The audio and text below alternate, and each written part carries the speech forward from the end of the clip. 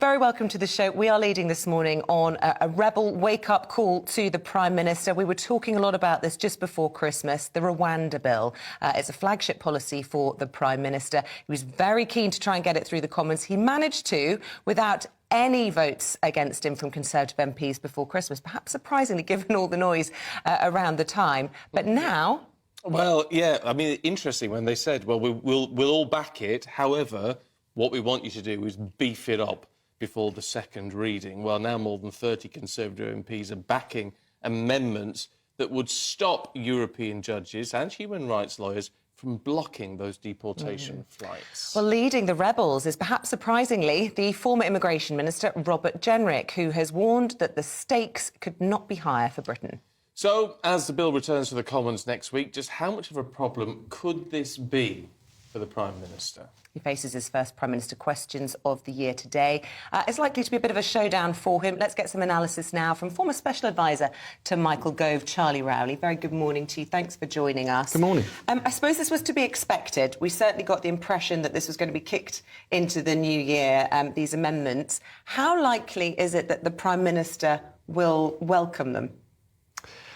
Well, I think he knows the strength of feeling on the backbenches and knows that there is a very strong view from a number of MPs who want the protections in place to be as strong as they possibly can be to make sure that those people that are deported won't have a case to be able to appeal. And what tends to happen when that does happen is that, you know, it goes on for days and days, weeks and weeks, months and months, and then it's the taxpayer that has to fund that hotel, it's the taxpayer that has to live with a group of people in the community who aren't quite sure whether they need to be there or not, or whether they'll be deported or they won't.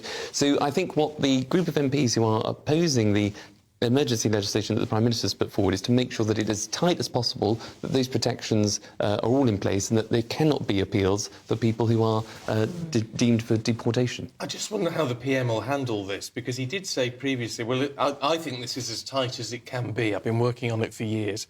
But if you think you've got something that's going to work better, fine. Well, these MPs think they do. So will he listen to that?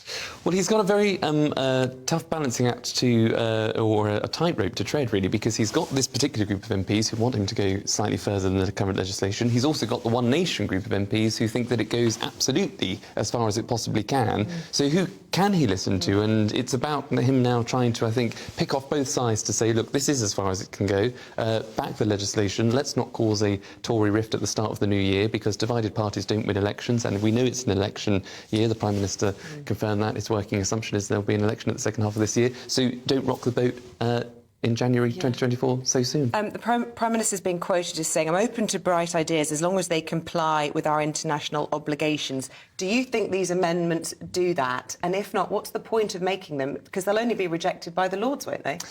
I think that's absolutely right, and that's the tightrope that the Prime Minister's walking, because you've got to make sure that there is an effective appeals process in place, because there may genuinely be, and let's be perfectly honest about this, and I don't want to sort of sidestep the issue, but, you know, take the Post Office, for example. You know, it is a government agency that has been effectively wrong for years and years and years about the postmasters and postmistresses, about who it accused. Let's suppose, for example, the Home Office does get it wrong, and it does deport someone, or earmark someone for deportation, I should say, who shouldn't be. Of course there has to be a right to appeal. And, of course, if you don't uphold your international obligations, then of course Rwanda will pull the plug altogether. So I understand the strength of feeling of those MPs who want it to be as tight as possible, to make sure that there cannot be this merry-go-round of a judicial circus where people do appeal and then they do stay in the country when they should be deported. But there has to be that balance between your international obligations and getting this policy right. How much do you think this is going to be a Rwanda election? I mean, it's not as strong an issue as the last Brexit election in 2019. But is it going to be as big enough of an issue to actually direct things, really, when it comes to all the campaigning? I think it will be, but in particular areas. And I think you're absolutely right. You know, it's not necessarily the number one issue that most people are talking about. They're still talking about the cost of living crisis. They're still talking about the NHS and the waiting list there. But it does play, obviously, very well in the particular seats that the Tories will need to hold on to if it's going to hold on to power and win the 2024 general election. And that's in the Red Wall, and that's in the North in particular. Yeah, and if they want to neutralise the Reform UK threat, this is what they need to focus on, isn't it? Exactly so, because it polls incredibly well with people that are tending to support reform, but also people that voted Brexit, people who voted back to take control of their money, their borders and their laws. And for so long, they haven't seen the government taking any action. So the Rwanda policy and things like, not in isolation, but things like with Rwanda, Bibi Stockholm, and the returns agreement that the government has got with Albania, all of those things add up to a policy that should be quite eye-catching and appetising for Tory voters. The One Nationers are appealing to these 5 families, this rebel group, saying that compromise is how you win elections. Otherwise, the big winners in this will be Labour. People put their votes towards reform.